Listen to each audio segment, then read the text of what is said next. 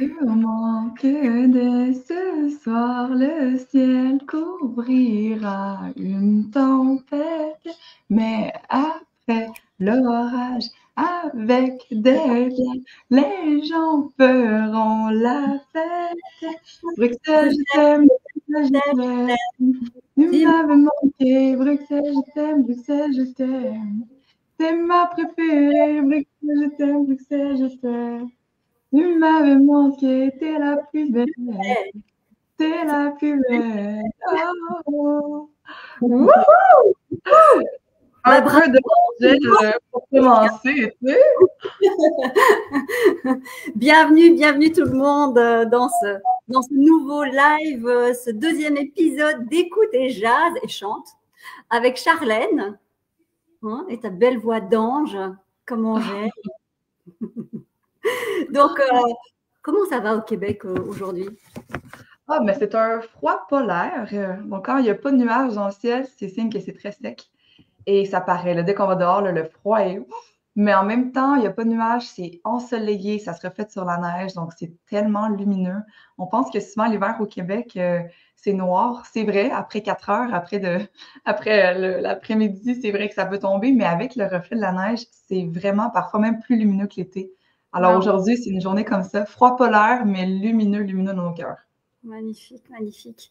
Alors, on a commencé ce direct avec Bruxelles. Pourquoi avoir choisi Bruxelles comme lieu pour les ateliers fin mars?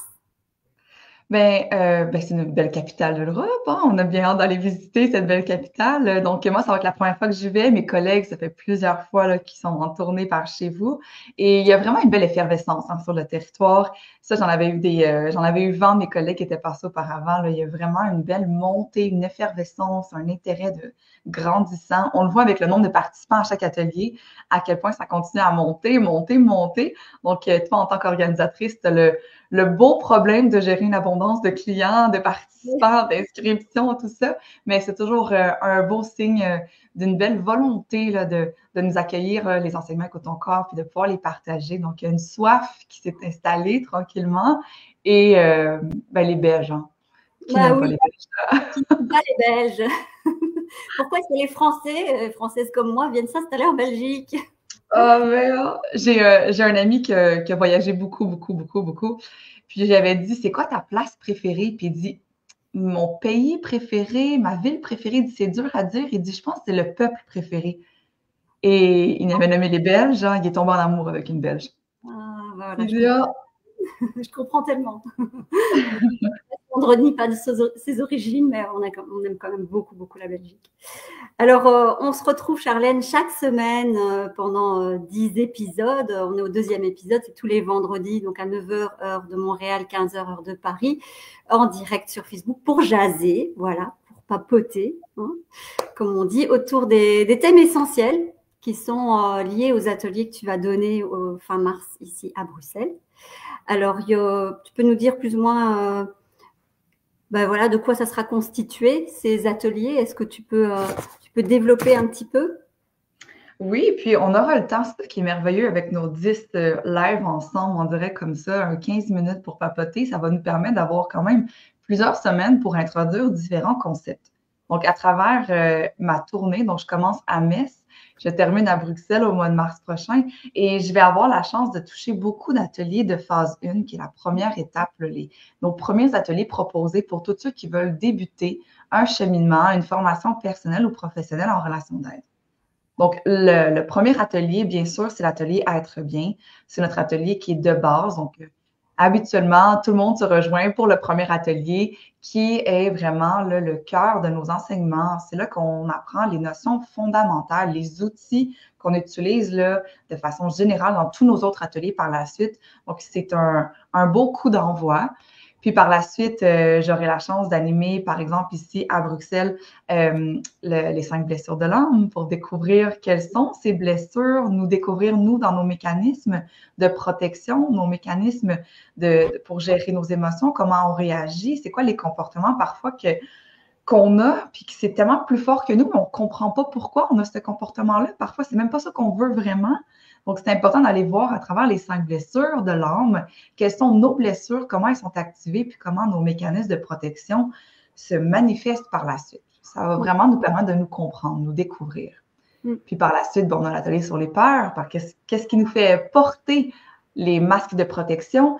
C'est toujours motivé par la peur. Donc, on va apprendre à apprivoiser nos peurs, à développer le senti pour être bien avec soi, se découvrir soi-même, puis rester en contact avec tout ce qui est là, rester en contact avec nos blessures, nos émotions, nos besoins, nos intuitions. Et ça, c'est vraiment un bel atelier là, pour vivre en pleine conscience dans le quotidien. Donc, ça, c'est les ateliers que j'aurai le bonheur d'animer à Bruxelles, pardon. Puis à Metz, ben, on voyage avec le décodage des malaises et des maladies qui est très populaire aussi, répondre à ses besoins. Ça aussi, c'est un bon, là, c'est un de mes coups de cœur, répondre à ses besoins, se rendre compte qu'on en a des besoins, ils sont valides, légitimes, importants et même essentiels à notre santé physique, émotionnelle, mentale et spirituelle. Puis on termine avec l'atelier Confiance en soi qui est un beau coup de cœur pour moi. Donc, peut-être que je pourrais en dire plus dans quelques instants, mais ça ressemble à ça. Puis à travers les 10 épisodes, ben, je suis là pour en parler, mais aussi pour répondre aux questions. Donc là, je vois les gens dans le chat arriver. Bonjour. À écrire, à échanger avec nous. Là, on est ici de façon décontractée pour jaser, pour papoter, puis en plus aborder les thèmes des ateliers. Oui, exactement. Donc, la dernière fois, on a fait un peu plus connaissance avec toi, avec ton parcours. Et puis là, on va donc rentrer dans le vif du sujet des ateliers. Puis à la fin, vous aurez une petite astuce de Charlène que vous pourrez tester. Voilà, donc restez avec nous. Ça dure que 15 minutes. Voilà, j'avance. On va parler donc, je voulais qu'on parle simplement de l'aspect école. Parce que peut-être que les gens ne savent pas qu'il s'agit bien d'une école. Donc, on est là pour apprendre. Charlène, tu peux nous en dire un peu plus? Oui, puis souvent, ça surprend les gens. Ils pensaient que c'était juste des livres, Écoute ton corps. Hein. C'était juste des livres de développement personnel, puis ils n'avaient même pas conscience que bien avant les livres, donc il y a plus de 40 ans, Lise Bourbeau a fondé une école de formation personnelle et professionnelle en relation d'aide avec la méthode METC, qui est la méthode Écoute ton corps, qui est reconnue, un terme protégé là, ici, pour s'assurer que toute notre école soit fondée sur la philosophie d'écoute ton corps et ainsi pouvoir entamer un cheminement soit au niveau personnel, de développement personnel, de croissance de soi, de connaissance pour être bien avec soi, ou même dans un deuxième temps pour ceux et celles qui veulent obtenir un diplôme professionnel, un certificat et en faire carrière, partager à leur tour les enseignements. Donc, c'est une seule et unique formation qui vous permet à ce moment-là d'aller chercher soit une formation personnelle ou même ou une formation professionnelle par la suite pour pouvoir aller l'enseigner, pratiquer à notre tour. Exactement. Alors, est-ce que tu peux nous donner la vision qu'il y a derrière l'école et l'enseignement? Oui, bon, ben, c'est sûr que lorsqu'on découvre Écoute ton corps, on apprend à rencontrer son corps. On apprend à rencontrer ce qui se passe. On rentre dans le monde des blessures, mais aussi des émotions. On apprend aussi à découvrir quels sont nos besoins, quelles sont nos limites. On parle du stress, on parle de tellement de points forts pour pouvoir nous permettre de nous découvrir et ainsi se transformer. Et lorsqu'on parle de transformation, on a vraiment une signature clé à Écoute ton corps.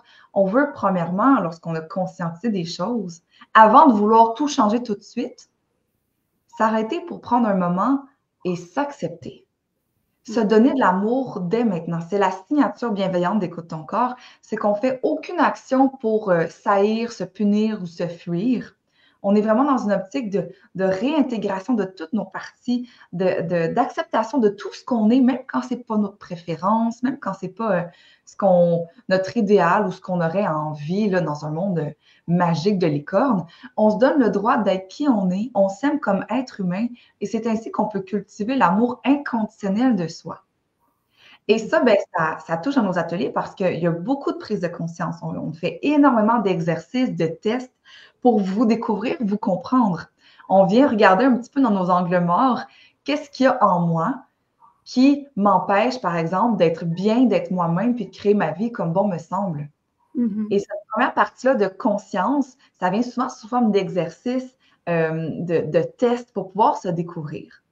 Puis par la suite, ce qu'on a découvert, ben, ce qui est le plus important, c'est d'apprendre à l'accepter, à s'aimer. Donc, se donner de l'amour à travers ce qu'on découvre de nous. Ça, c'est la signature bienveillante d'Écoute ton corps. Donc, à ce moment-là, ben, après les exercices, il va y avoir des partages. C'est là qu'on va voir aussi si on est capable de partager ce qu'on a découvert, soit en sous-groupe ou en grand groupe. Et à ce moment-là, ben, on commence un processus d'acceptation. Donc, après ce qu'on a découvert, observé chez soi, mais on l'accueille avec une attitude d'acceptation, de non-jugement de soi. Et finalement, ben, on veut passer à l'action quand même. Hein? Donc, après la conscience, l'acceptation, on va aller chercher la responsabilité, la responsabilisation de passer à l'action. Donc, oui, on a un bloc théorique, oui, on a un bloc de pratique, d'exercice d'intégration. On a de l'espace pour prendre vos partages, pour prendre vos questions, mais c'est surtout une pédagogie qu'on dit active, parce que non seulement c'est interactif ensemble, mais c'est surtout de passer à l'action, pas juste rester dans un énième livre de développement personnel qui donne dans la bibliothèque. Nous sommes une école, on a des enseignements comme une espèce de vocabulaire, comme si vous donnez l'exemple de comme si on apprenait une nouvelle langue. Donc, vous allez apprendre la langue des émotions, la langue des blessures, la langue des besoins, la langue des limites, mais par la suite, on veut la pratiquer pour la maîtriser et ainsi avoir des habiletés dans nos relations pour être bien avec nous-mêmes et avec les autres. Oui. Oui, c'est fort ce que tu dis. Et en plus, l'acceptation, c'est pas juste j'accepte. Parce que mentalement, on peut accepter, oui, mais c'est un peu plus profond. Donc, c'est ça qu'on va aller explorer aussi pendant les ateliers. Et ben, je voulais savoir justement à qui s'adressent les ateliers. Est-ce qu'il faut déjà avoir fait des ateliers de développement personnel, une certaine expérience pour pouvoir les suivre?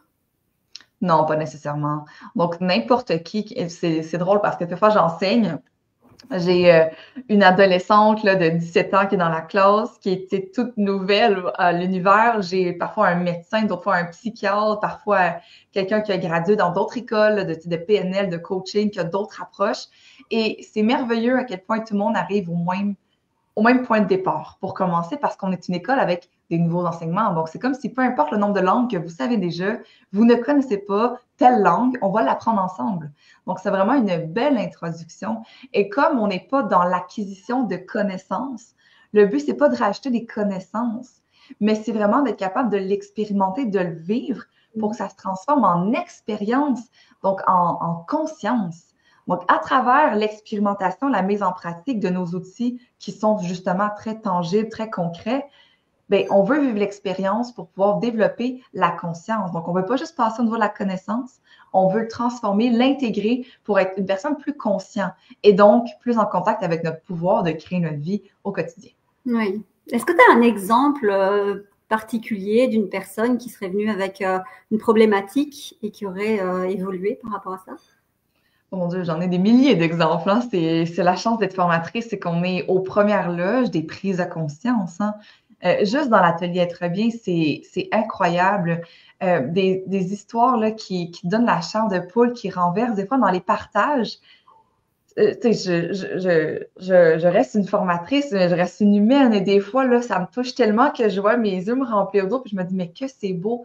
Des bels exemples, j'en ai deux qui me viennent en tête. La première, c'est une maman qui avait tellement de conflits avec ses enfants, la routine du matin, là, exigeant là, dans le conflit parce que c'était toujours difficile, là, vite, il veut pas m'aider, il fait que c'est prêt. C'est vraiment quasiment une adversité, là, un combat chaque matin pour pouvoir aller commencer la journée. Puis tout ça, on l'avait décodé sous l'angle de finalement qu'elle n'était pas en train de, elle, prendre sa responsabilité en tant que maman. Faisant en sorte qu'elle essaie de contrôler son enfant. Et les enfants nouveaux ont une intolérance à tout ce qui est contrôle parce que pour eux, ça égale irrespect de moi-même. Et donc, l'enfant se révoltait avec tout l'opposé de ce qu'elle voulait. Et là, elle voulait encore plus de contrôle, puis moins ça fonctionnait, moins la relation était belle. Et là, d'arriver à prendre conscience que elle voulait développer sa responsabilité et enseigner la plus belle chose qu'on peut enseigner à un enfant, c'est développer sa responsabilité à lui aussi, et ce, peu importe son âge.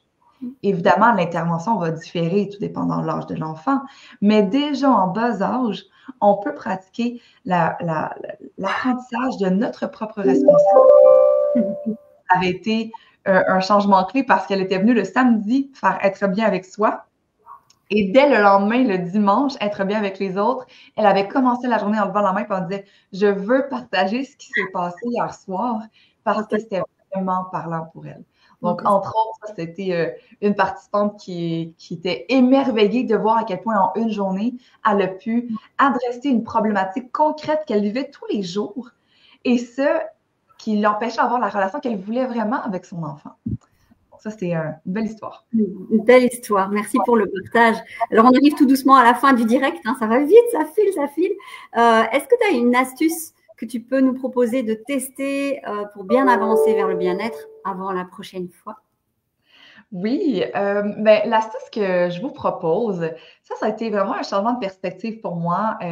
Ça a été, puis ça, c'est quelque chose que j'ai trouvé par moi-même, puis je me suis dit, oh mon Dieu, c'est tellement, ça m'a vraiment aidé. Donc, je vous le partage, c'est super intime, je ne l'ai jamais dit, là, je vous le dis ici, on est dans l'intimité d'un groupe Facebook de toute façon, on est ensemble en famille.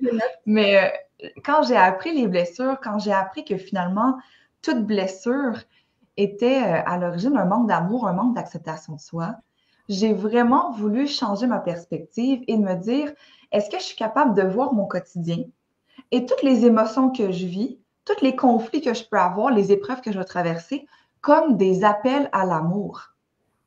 Parce que qu'est-ce qui me fait vivre une souffrance dans ma blessure, c'est un manque d'acceptation de moi. Ben, la guérison de la blessure, ça va par l'acceptation, l'accueil et l'amour de moi. Donc, j'avais vraiment envie de, la prochaine fois que je me chicane avec mon conjoint, d'essayer de voir que, OK, ça, c'est ce qui se passe au plan matériel, là, mais au plan spirituel, je suis capable de voir avec les yeux du cœur que finalement, cette situation-là, c'est un appel à l'amour. À l'amour de moi, à l'amour de l'autre, donc une forme d'amour qui est plus libératrice, qui est plus profonde, qui est plus inconditionnelle. Et ça avait changé ma perspective parce que je me blesse au genou, que j'aille un accident, que j'aille un courriel qui me fait vivre des émotions ou que je me chicane avec mon conjoint, peu importe, ça m'a amené à moi me dire, est-ce que tu peux voir que tu es dans cette situation-là en train de découvrir que ce sont tous des appels à l'amour? Avec l'approche métaphysique d'Écoute ton corps, l'extérieur, le monde tangible, concret, n'est qu'un reflet du monde invisible, plus subtil au plan spirituel, qui est un appel à l'amour. Notre âme vient sur Terre pour vivre des expériences et apprendre à s'aimer. Donc, c'est le truc que je vous propose, hein, de voir les appels à l'amour dans la vie de tous les jours. Ok, donc si je résume, c'est utiliser vraiment, comme je le disais, les yeux du cœur pour observer une situation de tension, un blocage, une émotion forte qu'on vit. C'est ça? Exactement, oui. Ok, on prend ce conseil. Merci Charlène, parce qu'on arrive à la fin du direct. On va se retrouver la semaine prochaine, le 17 janvier, 9h heure de Montréal, 15h heure de Paris, pour jaser autour de la première thématique en lien avec les ateliers. C'est être bien avec soi. Oui, puis aujourd'hui, on a juste eu des beaux coucous dans le chat. Bonjour Pauline, bonjour Rafi, bonjour tout le monde. Si vous avez des questions en temps et lieu, n'hésitez pas à les écrire dans le chat, même si la vidéo est terminée. Avant de rentrer en direct chaque vendredi matin, je m'installe pour lire vos commentaires et voir si vous avez des questions. S'il y en a, je les ramène avec moi ici pour les adresser avec Coralie vendredi prochain. Donc, n'hésitez pas à nous écrire. Oui, bonne expérimentation avec les yeux du cœur. On se retrouve la semaine prochaine. Merci Charlène. Merci Coralie. Portez-vous bien.